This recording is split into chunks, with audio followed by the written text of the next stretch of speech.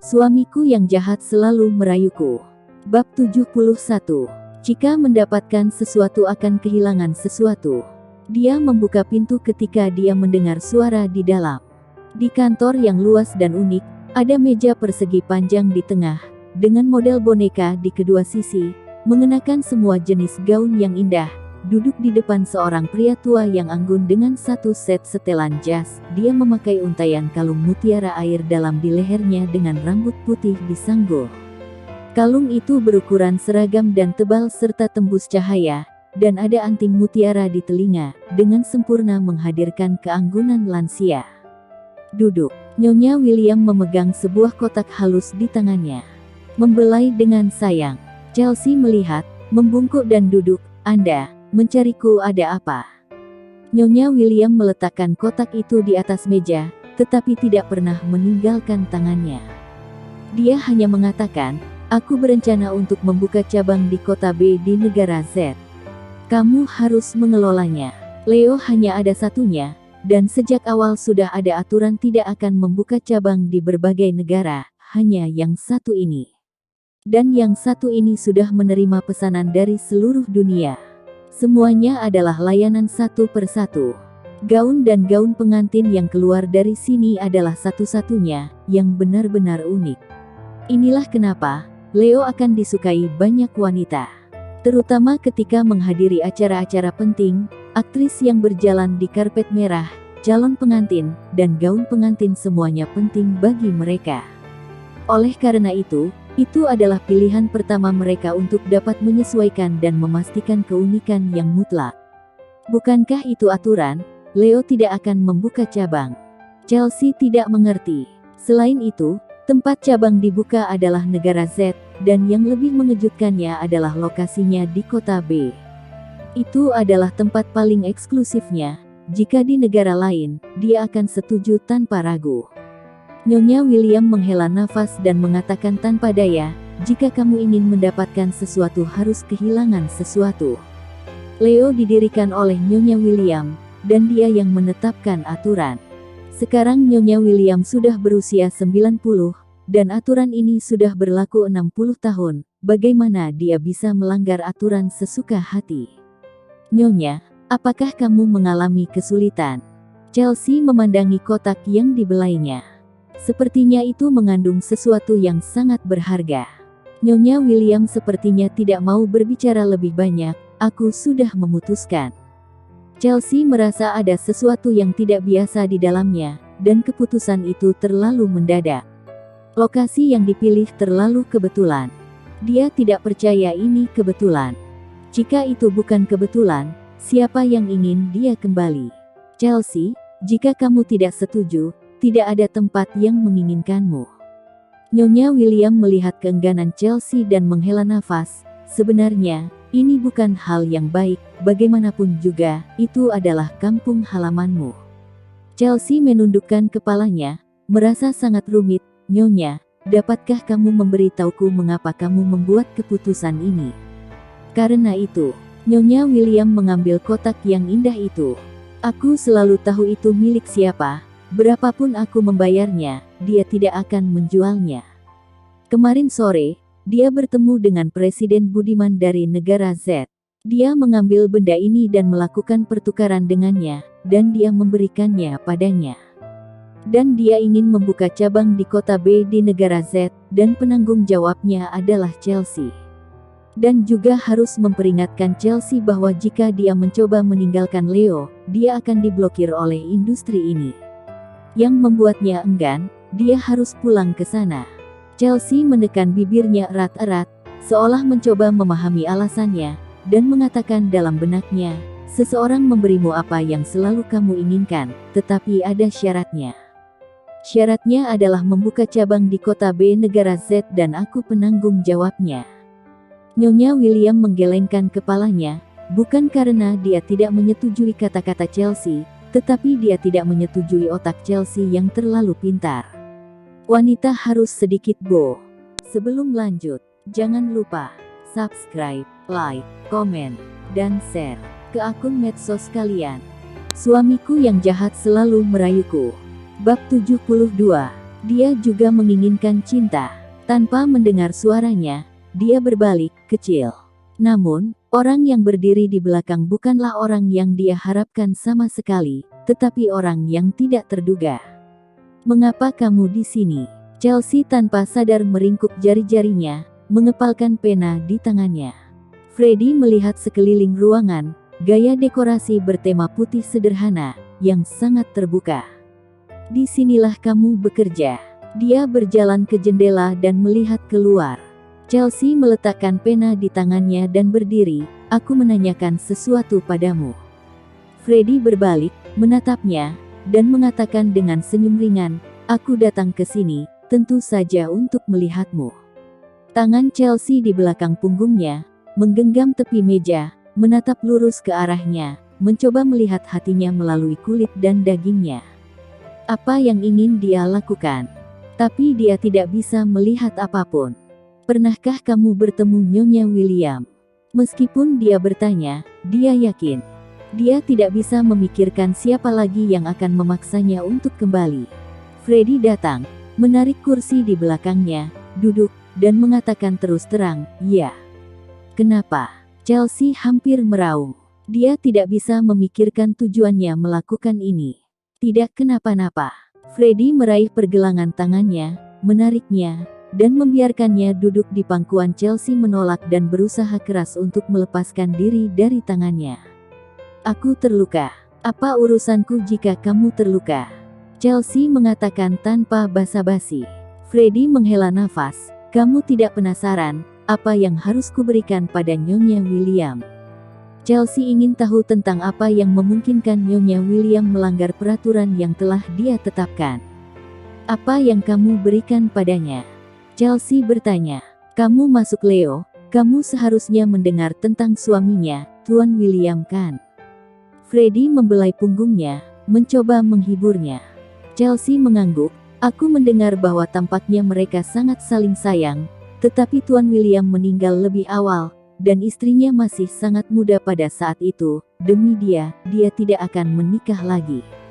"Kalau begitu, tahukah kamu apa yang dilakukan suaminya, Tuan William?" Freddy berhasil mengalihkan pikiran Chelsea dan mengalihkan perhatiannya. Chelsea benar-benar tidak tahu, dan menggelengkan kepalanya. Freddy memeluk pinggangnya dan memintanya untuk duduk. Chelsea dengan enggannya mendengar. Freddy berbisik, "Aku terluka. Kamu patuh sedikit, oke?" Chelsea juga merasa sedih, tidakkah dia tahu bahwa ini tidak pantas? Apakah perilaku semacam ini hingga harus begitu dekat? Kenapa selalu seperti ini? "Tuan William adalah seorang perancang perhiasan," kata Freddy. Chelsea mengangkat alisnya, sedikit terkejut bahwa Tuan William sebenarnya adalah seorang perancang perhiasan. "Tapi apa hubungannya ini dengan hal-hal yang kamu berikan pada Nyonya William?" Chelsea tidak bisa mengerti apa hubungannya. Saat Nyonya William bertemu Tuan William, dia adalah perancang busana yang kurang terkenal. Itu adalah konferensi mode dan pertama kali desain Nyonya William naik ke panggung. Kebetulan, Tuan William juga ikut serta dalam konferensi kostum itu. Jadi, apakah mereka bertemu?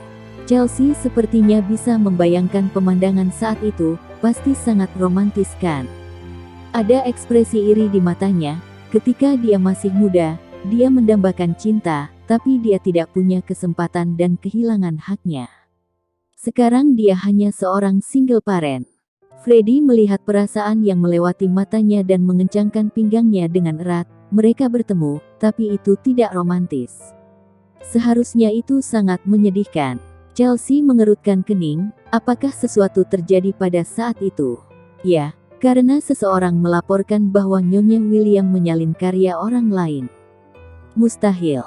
Chelsea percaya pada karakter dan kemampuan Nyonya William. Dia tidak akan pernah menjiplak.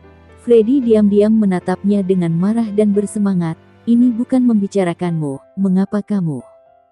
Sebelum lanjut, jangan lupa subscribe, like, komen, dan share ke akun medsos kalian. Suamiku yang jahat selalu merayuku. Bab 73. Mengapa waktu setuju untuk menikah? Freddy melihatnya, "Karena kamu tidak bersemangat, maka kamu pulanglah dengan patuh." Dengan tangan tergantung di sampingnya, dia berpegangan erat, dengan perasaan campur aduk di dalam hatinya. "Bisakah kamu memberitahuku mengapa kamu melakukan ini? Apakah dia tahu bahwa dia sebenarnya mengatakan bahwa aku menyukaimu?" Sebenarnya dia juga merasa bahwa Freddy tidak bisa menyukai wanita seperti dia, tetapi dia tidak bisa memahami perilakunya. Dia tidak bisa menemukan penjelasan lain. Freddy berdiri. Kenapa? Dia tidak tahu. Dia hanya tahu bahwa dia ingin wanita ini kembali ke posisi semula. "Kamu adalah istri yang dipilih ibuku untukku. Tentu saja, aku tidak bisa tidak memenuhi keinginan orang mati." Chelsea ingin tersenyum, tetapi tidak bisa tersenyum. Dia tidak tahu ekspresi apa yang harus dia tampilkan saat ini, apakah dia bahagia atau tidak bahagia. "Hanya karena aku adalah pengantin di kontrak pernikahan ibumu untukmu, itu sebabnya kamu ingin aku pulang." Chelsea bingung harus berbuat apa. Dia tidak tahu mengapa dia mengharapkannya. Tapi dia mengatakan tidak. Freddy berbalik dan membelakanginya.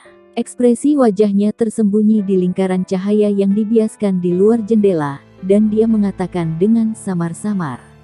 Ini seharusnya jawaban yang paling dia sangka. Dia kecewa. Dia tersenyum pahit. "Apakah menurutmu pantas bagiku untuk berada di posisi itu? Kamu dan Sarah akan bertunangan. Apakah kamu di sini untuk menggodaku, bermain denganku? Apakah itu menarik?" Garis-garis wajahnya tiba-tiba meregang, seperti tali busur yang diregangkan. Dia selalu sengaja mengabaikan satu hal, yaitu Chelsea pernah memiliki seorang pria dan sudah punya seorang anak. Ini adalah sesuatu yang tidak ingin dia sebutkan atau pikirkan secara mendalam. Sekarang dia mengatakan ini, dia harus menghadapinya. "Aku tidak akan menikah dengan Sarah. Sedangkan untuk posisimu, tidak ada yang tidak pantas," ucapnya dengan ringan. Chelsea meremas senyuman. "Tidak ada yang tidak pantas. Apakah kamu serius?" Freddy berbalik dan memandang wanita yang berdiri di seberang melalui cahaya redup.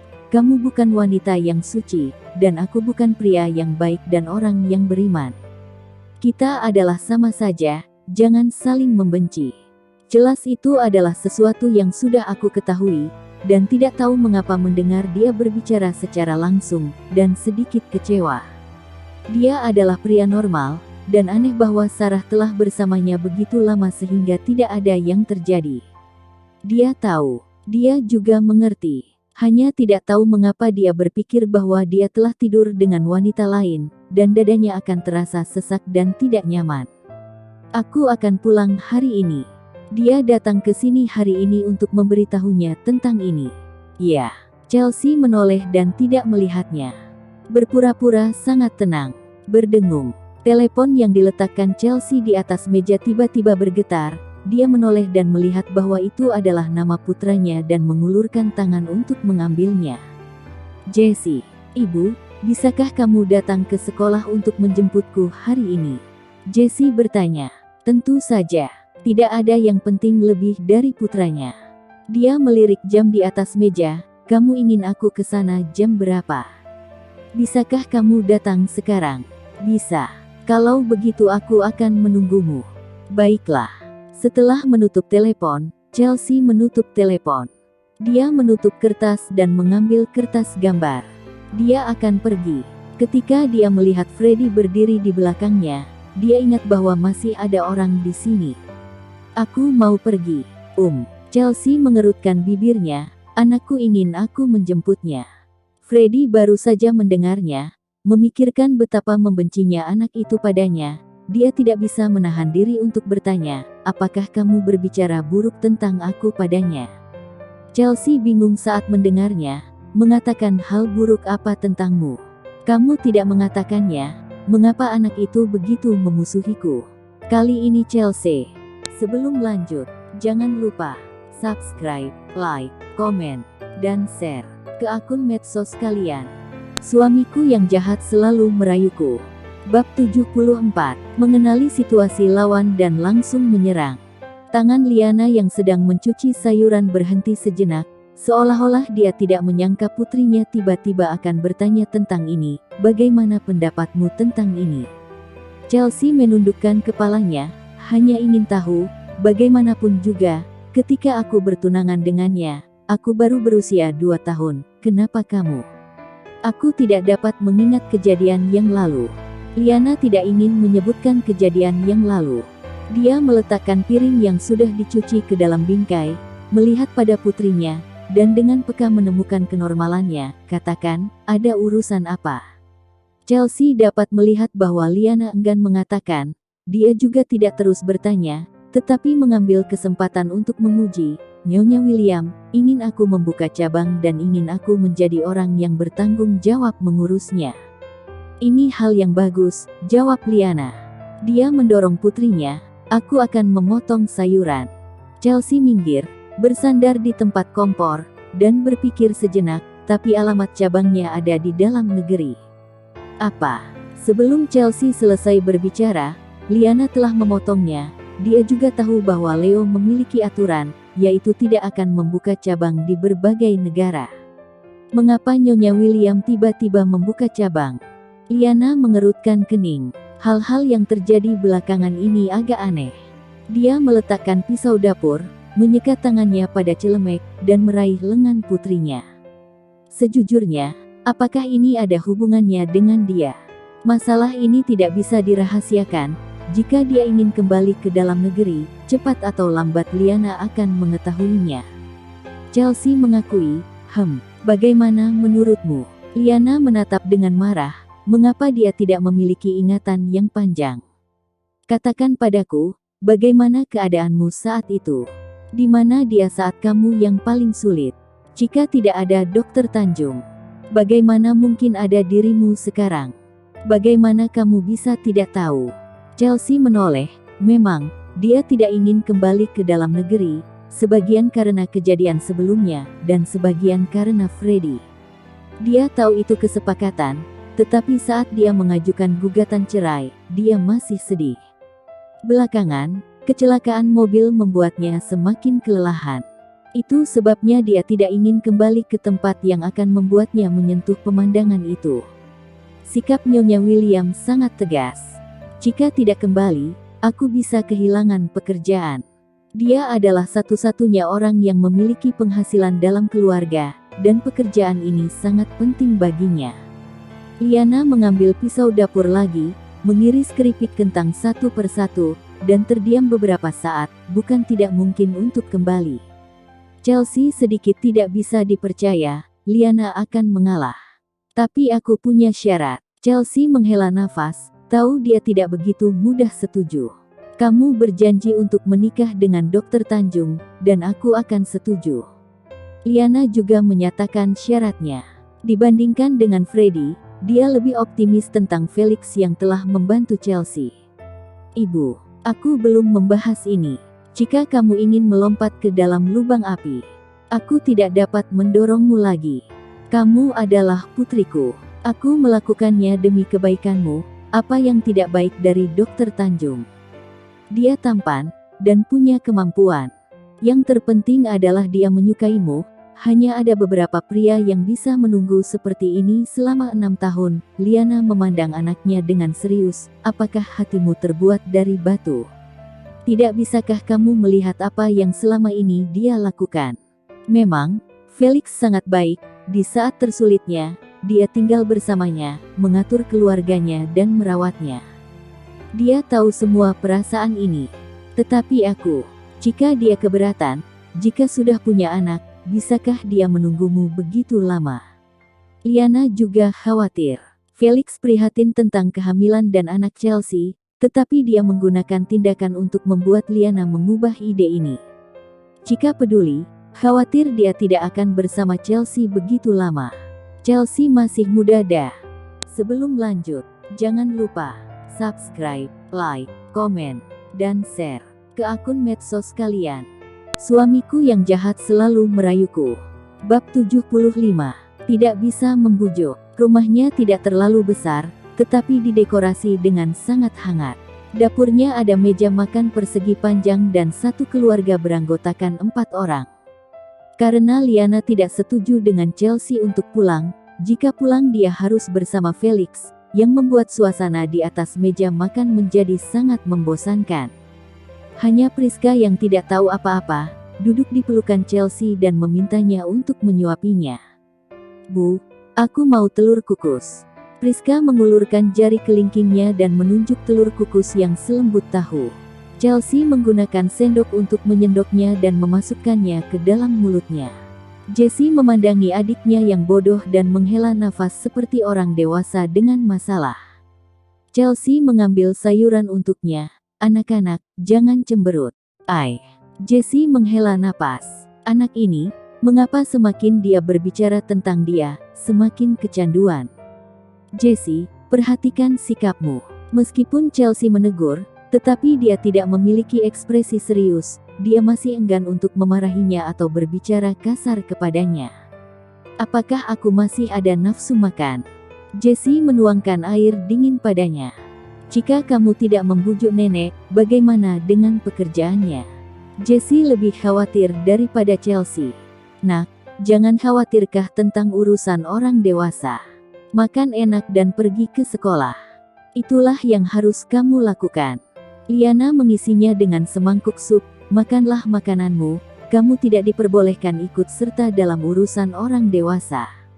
Jessie tidak setuju. "Aku juga anggota keluarga ini, jadi aku secara alami punya hak." "Nenek, ibu, kita voting saja. Yang sedikit kalah, yang banyak menang." "Hei, anak ini, dengan siapa kamu belajar ini? Bicarakan tentang prinsip dan prinsip." Liana tidak tahu apakah harus menangis atau tertawa. Anak kecil, tapi banyak ide. Angkat tangan untuk memilih. Jessie mengulangi, dengan sikap tegas. "Apakah kamu sangat ingin pulang?" Chelsea memperhatikan pikiran putranya, dan dia tampaknya sangat ingin pulang. Dia berpikir bahwa anak-anak tinggal di sini, mereka sudah terbiasa dan tidak ingin pindah tempat. Sikap Jessie mengejutkannya. "Kampung halaman ibu juga kampung halamanku. Aku hanya ingin melihat seperti apa kampung halaman ibu." Jessie dengan serius mengatakan. Meskipun Chelsea ingin setuju, dia mengkhawatirkan perasaan Liana, tetapi dia tidak setuju. Betapa pintarnya Jessie, mengetahui bahwa Chelsea benar-benar menghormati Liana. Masalah ini, dia yang harus membicarakannya. Dia meletakkan sendok, berlari ke Liana, menarik lengan bajunya, dan dengan lembut mengguncang, "Nenek, nenek yang baik, tolong setujui." Liana menolak. Jessie terus bertingkah seperti bayi, memohon dengan suara lembut, "Nenek, nenek, nenek baikku. Nenek, nenek, nenek baikku." Melihat kakaknya memanggilnya, Priska juga memanggilnya. Suara Jessie dan Priska lembut dan seperti lilin, dengan kelembutan seperti bayi dan suara manis yang istimewa. Dengan keras, hati Liana hancur. Jika dia tidak setuju, dia sepertinya akan berdosa kepada kedua anak ini. Jadi dia mengatakan, "Kami akan mengangkat tangan kami untuk memilih." Jessie mengangkat tangannya lebih dulu. "Siapa yang setuju untuk pulang, angkat tangan." "Ibu." Chelsea tidak bergerak. Jessie mengedipkan mata padanya. Chelsea mengangkat tangannya setelah melihat tanda-tanda Liana tidak marah. "Priska, jangan membujuk." Liana menghela Jessie. Jessie cemberut dan menyaksikan adiknya menggoyang-goyangkan tangannya yang terangkat. Priska terlihat sangat lucu. Ibu dan kakak mengangkat tangan mereka, dan dia juga ingin mengangkat tangannya. 3-1. Liana kalah. Dia tidak marah, tetapi mengatakan dengan sedih, "Aku tidak tahu, apakah ini benar atau salah." "Jangan khawatir, nenek, aku akan melindungi ibuku," janji Jessie, menepuk dadanya. Liana mengusap rambut cucunya dan menghela nafas dalam-dalam. Bagaimanapun, dia masih anak-anak, apa yang bisa mereka tahu? Tapi bakti kepada O. Sebelum lanjut, jangan lupa subscribe, like, komen, dan share ke akun medsos kalian. Suamiku yang jahat selalu merayuku. Bab 76. Masalah yang disembunyikan dulu. Ketika telepon ditutup, Chelsea berdiri di jendela memegang telepon tanpa bergerak, masih melihat keluar jendela, sangat gelap sehingga dia tidak bisa melihat apapun. "Ibu." Jessie memanggilnya. Chelsea berbalik, melihat wajah tampan putranya, dan tersenyum. "Kenapa kamu memanggilku?" Jesse meletakkan tablet itu dan berlari dan memeluk kakinya untuk bertingkah seperti bayi. "Bu, adik sedang tidur, maukah kamu memandikanku hari ini?" Dia meremas wajah putranya, dan mengatakan dengan sangat manja, "Oke." Jesse tersenyum, memegangi pakaian Chelsea, dengan sedikit kegembiraan di hatinya. Tanpa adiknya yang sering ribut dengannya, dia akhirnya bisa sendirian dengan ibu. Saat adik bangun, dia akan menempel pada ibu lagi, jadi dia tidak punya waktu untuk berduaan dengan ibu. Chelsea menyalakan lampu kamar mandi, menyalakan saklar air panas, dan memasukkan air panas. Jesse sudah mulai melepaskan pakaiannya, dan telanjang. Airnya sudah siap. Chelsea menoleh dan melihat putranya, yang telah telanjang, dan melirik tubuhnya yang putihnya.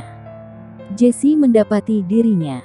Dia memegang di antara kedua kakinya, wajahnya memerah. "Ibu." Chelsea sengaja menggodanya, "Anakku, apakah kamu sudah tahu malu?" Jesse menurunkan, wajahnya memerah. "Malu." Chelsea berhenti menggodanya, datang dan memeluknya ke dalam. Jesse bersembunyi di dalam air, dengan hanya kepalanya yang terbuka. Chelsea memeras sampo untuk mencuci rambutnya dan menggosoknya dengan lembut. Jesse sangat tenang. Dia berjongkok dengan tenang di air dan meminta Chelsea untuk mencuci rambutnya. Dia melihat ibunya yang lembut dan berteriak, "Ibu." Jesse tersenyum dan tidak mengatakan apa-apa. Namun dalam hati, bertekad untuk mencari pria yang baik untuk ibu dan merawatnya. Chelsea dengan sengaja menaruh busa di hidungnya, karena dia nakal, dan dengan sengaja menyuruhnya untuk tidak berbicara, tetapi tidak tahu bahwa dia bertekad dalam hatinya untuk menemukan pria yang baik untuknya. Hanya saja pria baik tidak mudah ditemukan. Pada hari terakhir bulan Juli, Chelsea membawa anak-anaknya pulang. Karena semuanya di dalam negeri sudah diatur, dia hanya perlu membawa anak-anaknya dan sedikit pakaian. Jesse sangat tenang, tidak seperti Priska, bahagia namun tidak tertulis di wajahnya. Dia sangat senang mengetahui bahwa dia akan naik pesawat. Ini adalah kedua kalinya dia naik pesawat. Pertama kali ketika dia berusia 3 tahun. Saat itu, dia tidak ingat apa-apa. Si kecil merasa aneh ketika dia melihat semuanya. Dia menyentuhnya, tangannya terus bersentuhan. Chelsea tidak bisa menenanginya. Dia hanya bisa membiarkan dia tidak tenang dalam pelukannya. Untungnya, Liana dan Jesse di sebelahnya tidak akan mengganggu. "Ibu, aku mau jus." Melihat pramugari mengantarkan jus ke tamu lain, Priska mengulurkan tangannya untuk memintanya. Hari ini, Priska mengenakan gaun biru muda, kulit putih halus, rambut hitam dengan 2 kepang, dan sepasang mata yang jernih dan cerah, seolah dia bisa berbicara. "Jus apa yang ingin kamu minum?" Pramugari itu membungkuk, menatap gadis kecil yang lucu itu, dan bertanya dengan lembut. Priska berkedip dan menunjuk ke cangkir hijau. "Ini jus kiwi, rasanya akan sedikit asam." Pramugari mengatakannya. Priska sepertinya tidak takut dengan rasa asam, dan mengangguk lagi. Pramugari memberinya segelas jus, mungkin karena dia terlihat terlalu manis, dan bertanya, "Nak, siapa namamu?" Priska tersenyum, memperlihatkan sederet gigi susu putih. "Namaku Priska, dan ibuku serta nenekku memanggilku Priska." "Nama ini sangat bagus." Pramugari itu mengagumi. Chelsea menyentuh rambut putrinya. "Putrimu sangat cantik." Pramugari itu tersenyum. "Terima kasih." Chelsea mengangguk dengan sopan. Jesse melirik adiknya, lalu berbalik untuk melihat keluar jendela, seolah dia tidak menyukai percakapan semacam ini. Tidak lama setelah pramugari mendorong kereta minuman, suara kapten. Sebelum lanjut, jangan lupa subscribe, like, komen, dan share ke akun medsos kalian. Melihat pria itu berdiri di samping wastafel, menyekat tangannya dengan anggun, mengangkat kelopak matanya dengan malas, tidak cukup tinggi. Jesse mengangkat kepalanya, kalah dengan tinggi badannya, tapi tidak bisa kalah dengan auranya.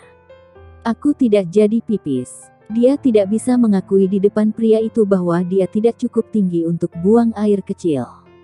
Freddy melempar kertas yang sudah dilap ke tempat sampah dan menatapnya. Kamu yakin tidak butuh bantuanku? Tidak perlu. Jessie mengangkat kepalanya dan mengatakan dengan tegas. Oke. Freddy menarik kemejanya, memperlihatkan lengan kecil yang kuat, dan melirik ke Urinial, dan kemudian melihat tinggi Jessie, punya keberanian. Jessie menekan bibirnya dengan erat, keringat mengalir keluar dari dahinya, tubuh kecilnya menggigil. Dia tidak bisa menahannya lagi. Tetapi dalam menghadapi orang yang sering menyakiti hati wanita ini, tidak bisa mengaku kalah, apalagi membiarkan dia membantu. Dia mengepalkan tangan kecilnya dengan erat dan mencoba yang terbaik untuk menahannya. Freddy mengangkat alisnya sedikit, dan hanya bersandar di cermin di sampingnya. Dia ingin melihat berapa lama anak ini bisa menahan. Orang ini tidak besar tapi temperamennya tidak kecil. Bisakah kamu memberitahuku mengapa kamu memusuhiku? Jessie menjadi lebih marah. Dia tidak menginginkan ibu lagi. Mengapa dia mencium ibu? Dia tidak memenuhi syarat. Dia ingin mencarikan pria yang baik untuk ibu yang lebih baik darinya. Kamu menindas ibuku. Jangan mengira aku tidak melihatnya. Jessie menatapnya. Tidak sabar menatapnya. Apakah aku menindasnya? Dia mengunyah kata-kata ini di mulutnya, berpikir dalam hatinya, kapan dia menindas Chelsea dan dia melihatnya. Kita hanya bertemu 2 kali. Dia memberinya kejutan besar untuk pertama kalinya. Petik 2. Dia menyipitkan mata. Mungkinkah dia melihat Chelsea ketika dia menarik Chelsea pergi di Leo dan kemudian menciumnya di tangga, jadi dia melihatnya, jadi... Freddy berdiri tegak, berjalan 2 langkah ke depan, berjongkok di depan Jessie, menatap lurus ke arahnya, melirik kaki dekatnya, dan tertawa. Jika aku menindasnya, apa yang dapat kamu lakukan terhadapku? Mata Jessie melebar, dan dia tidak sabar untuk memakannya. Tidak tahu apakah itu sedang marah atau menahan kencing, dan seluruh tubuhnya gemetar. Kamu memohon kepadaku, aku akan membantumu, bagaimana? Freddy berdiri dan menjentikkan ujung pakaiannya tanpa kerutan. Tidak perlu, aku akan pergi sekarang. Hampir kencing. Air mata Jessie keluar, dan dia membukanya dengan keras. Jangan pergi, aku perlu. Dengan siapa kamu di sini? Ibuku. Nenek, aku sudah mau pipis. Jessie sangat kasihan, matanya memerah. Freddy tidak terus menggodanya, tapi berjalan ke arahnya, lepas celananya sendiri. Jessie bergerak cepat dan melepas celananya sekaligus. Freddy mengangkatnya dari belakang dan berjalan ke depan Urinial, ketinggian yang cocok untuk dia kencing. Jessie buang air kecil dengan baik dan mengatakan, terima kasih. Freddy terkejut sejenak, dia tidak menyangka bahwa anak itu masih akan mengucapkan terima kasih, yang cukup tidak terduga. Jessie mengenakan celananya dan melirik ke arah Freddy, aku jelas marah. Kamu membantuku. Itu tidak berarti bahwa aku akan memaafkanmu. Petik 2. Petik 2. Memaafkannya. Apakah ada yang perlu dia maafkan? Keluar dari kamar mandi, Freddy menatapnya. Kalian di ruangan mana? Mata Jessie berputar, dia bertanya ini untuk apa? Apakah kamu akan menindas ibu lagi? Nomor 6. Langkah kaki Freddy berhenti, dan ketika dia meliriknya, anak ini sangat waspada. Aku harus pergi. Jessie merasa bahwa dia berbohong dan melarikan diri. Ketika pertama kali pulang, bertemu dengan pria jahat ini, dunia benar-benar sangat sempit. Dia memastikan bahwa tidak ada yang datang, bersandar ke dinding, mengangkat tangannya dan menggunakan telepon jam untuk memanggil guru untuk meminta.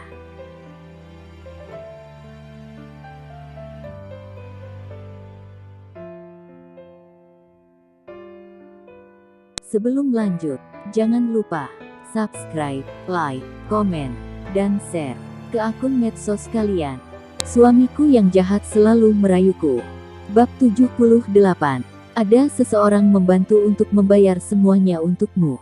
Mereka semua berbaring untuk melihat bagaimana Freddy berakhir, apakah dia akan mengakuinya atau tidak. Jika mengakui, akan sangat memalukan, karena membawa barang itu di mana saja, apakah siap untuk bercinta kapanpun, dimanapun. Presiden Lidarto selalu merasa mulutnya masam dan ingin tertawa, tapi dia tidak bisa tertawa lepas, jadi dia hanya bisa menahan. Asistennya mengeluarkan ponselnya dan mengambil gambar adegan tersebut. Kiki hanya ingin berdiri untuk menghentikannya, dan itu menyebar. Apakah Freddy akan sangat malu? Siapa tahu, begitu dia bergerak, dia ditangkap oleh Freddy. Duduklah. Dia mengulurkan tangan dan mengambil Durex di tangan Jessie, meremasnya di tangannya, melihatnya selama 2 detik, dan memasukkannya ke dalam sakunya. Terima kasih. Petik 2 titik titik titik petik 2. Jessie merasa aneh, mengapa dia tidak marah? Jelas paman yang lain menertawakannya. Tampaknya menyadari kebingungannya. Freddy menurunkan tubuhnya, bersandar ke telinganya. Seseorang akan membayarnya kembali untukmu. Jessie menatapnya. Apa maksudnya? Sayang sekali Freddy tidak berencana untuk menyelesaikan kebingungannya, dan tidak ribut dengan Jessie, tetapi dalam suasana hati yang baik. Sambil memegang anggur yang baru saja dituangkan oleh Presiden Lidarto, dia menundukkan kepalanya. Kiki terheran. Presiden Lidarto di samping juga bingung, bukankah seharusnya dia menutupi ketika menghadapi hal yang memalukan seperti itu? Bagaimana dia mengakuinya? Apakah ingin menutupinya? Atau apakah tidak takut akibatnya? Presiden Lidarto tidak dapat mengerti, dan tidak bertanya, tetapi tersenyum pada Jessie. Nak, apakah kamu ingin makan di sini? Jessie menggelengkan kepalanya dan melirik Freddy, bertanya-tanya mengapa dia tidak marah. Dia tidak mengerti, jadi dia hanya bisa berbalik dan meninggalkan ruangan pribadi dulu. Jessie keluar terlalu lama dan tidak kembali. Chelsea keluar mencarinya. Keluar dari pintu ruangan pribadi, Jessie melihat Chelsea berteriak cemas, dan bergegas, "Ibu." Chelsea mendengar suara itu dan berbalik dan melihat ke arah anak laki-laki yang sedang berlari. Dia menghela nafas dengan lega, berlutut untuk menemui putranya, dan Jessie segera ke pelukannya. "Dari mana saja kamu?" Chelsea tersenyum. "Bagaimana jika kamu hilang?" Jessie menunduk dan berbisik, "Tempat ini terlalu besar, aku tersesat." Chelsea jelas tidak percaya, dia memiliki ingatan yang baik, bagaimana dia bisa tersesat? Katakan yang sebenarnya pada ibu. Chelsea mengangkat kepala putranya dan membiarkan dia menatapnya. "Tidak ada urinal anak-anak di kamar mandi. Aku tidak bisa buang air kecil. Aku menunggu sampai ada yang membantuku, jadi aku terlambat. Lalu mengapa tidak mengatakan yang sebenarnya? Itu bukan hal yang baik." Jessie cemberut, agak malu. Itu adalah kepribadiannya. Chelsea berdiri dan memegang tangannya. "Ayo pergi, cepat makan. Hidangannya sudah siap lebih awal." Jessie sedikit bingung, masih terjerat dengan kata-kata Freddy. Seseorang akan membayarnya kembali untuknya. Siapa? Setelah makan, Liana membawa kembali anak-anaknya dulu. Setelah sekian lama di pesawat, dia lelah, maka dia pulang untuk mandi dan istirahat. "Aku akan mengantar mereka dulu, dan tunggu aku untuk menjemputmu," kata Swinda. "Tidak, kamu bisa langsung ke toko. Aku akan langsung ke toko nanti." Leo membuka cabang dan banyak hal yang harus dilakukan. Dia adalah orang yang bertanggung jawab, dan dia memutuskan banyak hal. Baiklah. Swinda naik ke mobil. Jessie duduk di dalam mobil dan menghela nafas sambil melihat Chelsea yang berdiri di samping Felix di luar jendela mobil. Jika Felix lebih kaya dari Freddy, dia akan lebih tampan darinya. "Apakah ada yang ingin kamu katakan padaku?" Chelsea memandangi mobil yang sedang jalan. "Katakan sambil jalan saja." Felix mengulurkan tangannya untuk memegang tangannya, tetapi mengangkatnya ke atas dan meletakkannya lagi. Sebelum lanjut, jangan lupa subscribe, like, komen, dan share ke akun medsos kalian. Suamiku yang jahat selalu merayuku. Bab 79. Supir yang waktu itu meninggal. Sebuah wajah terlintas di benaknya dengan cepat, wajah yang sama dengan pria ini. Dia seperti wajah ini ketika dia mengalami kecelakaan mobil, mengendarai truk ke arahnya.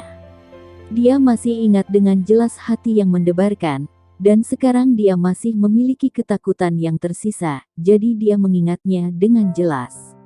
Setelah penyelidikan polisi, mereka menyimpulkan bahwa ada bagian truk tersebut yang tidak berfungsi yang menyebabkan kecelakaan. Sopir taksi tewas dalam kecelakaan mobil dan dia terluka. Supir itu bukanlah yang bertanggung jawab atas semuanya, tetapi dia harus memikul tanggung jawab. Karena cederanya, Felix membawanya ke luar negeri, dan dia tidak tahu apa yang terjadi kemudian. Meski remnya rusak, dia sebagai supir menabrak mobil orang lain tanpa melakukan tindakan perbaikan untuk mengurangi kerusakan. Ini membuat orang merasa kesal. Hanya saja dia heran, masih bisakah supir seperti itu mengendarai taksi? "Nona, apakah kamu tidak jadi naik taksi?"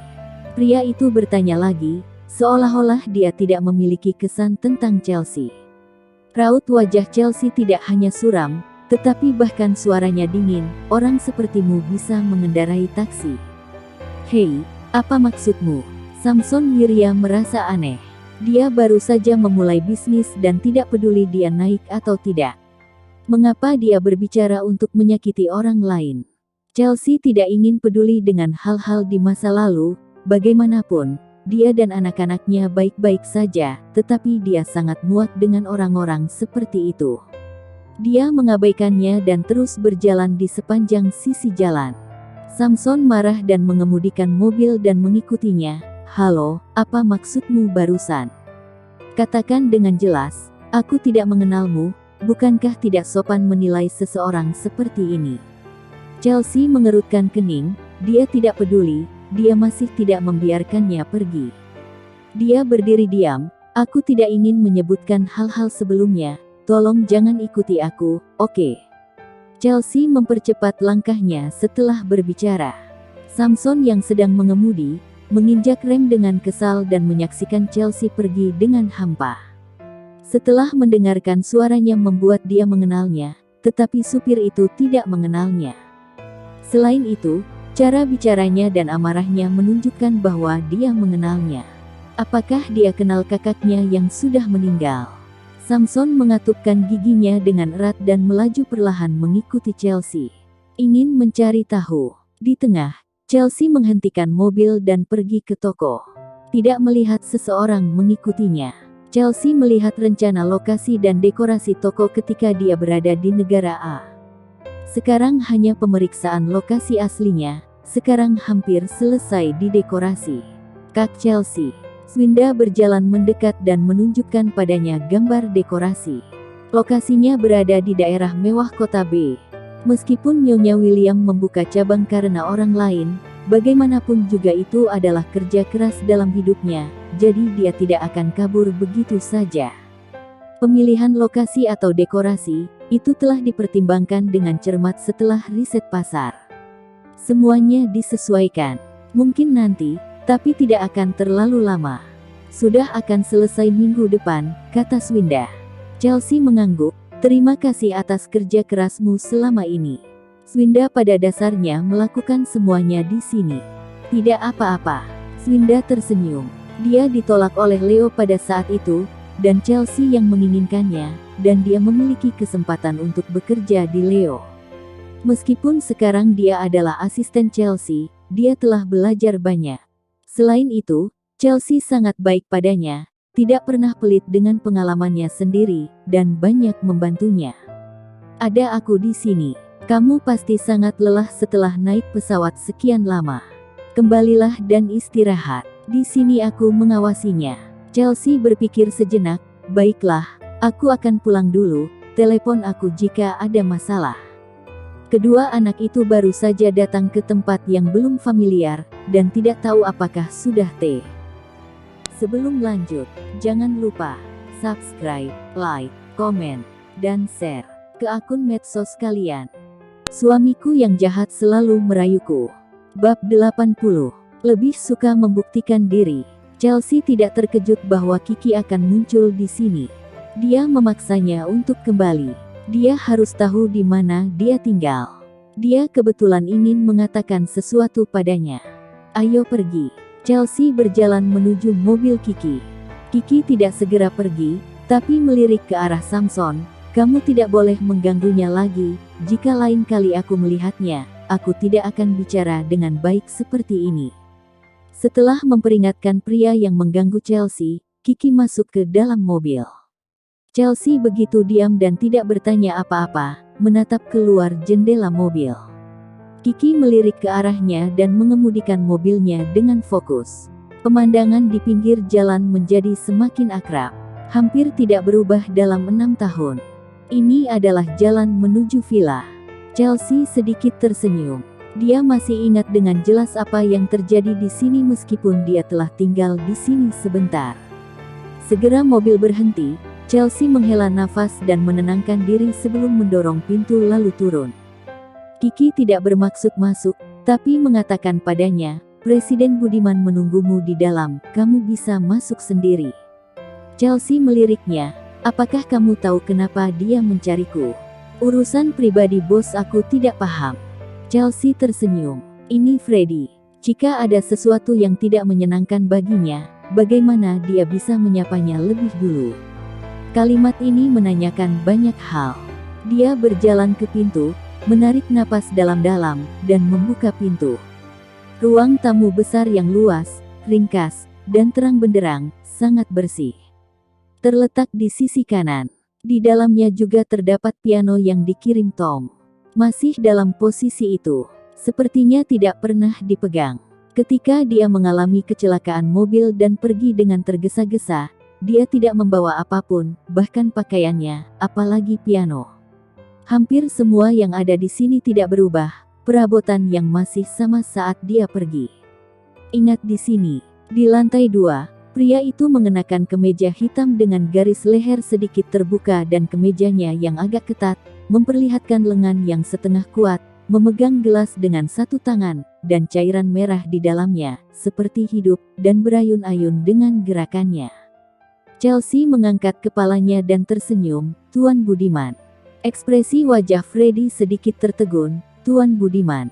Dia dulu orang pertama yang memanggilnya dengan cara ini, tetapi setelah mendengar dia memanggilnya dengan namanya, dia tidak lagi menyukai panggilan ini. Itu terlihat aneh dan asing. Dia lebih suka dia memanggil namanya. Apakah belum terlalu kenal daerah sini? Dia mundur. "Aku tidak terlalu ingat karena sudah lama sekali," kata Chelsea dengan kaku dan menolak mengakuinya. Menyangkal semua kenangan dan perasaan di dirinya. "Kamu memintaku untuk datang. Kamu pasti ada sesuatu untuk diberitahukan kepadaku, kan?" Chelsea berjalan ke sofa dan duduk, dengan kaki disilangkan dengan anggun, sikunya bertumpu pada sandaran. "Kebetulan aku ingin mengatakan sesuatu kepada Tuan Budiman." Petik 2. Dia ingin memberitahunya sesuatu. Freddy sedikit terkejut saat ini. Dia meletakkan gelas anggur merah di depan Chelsea, "Disiapkan untukmu."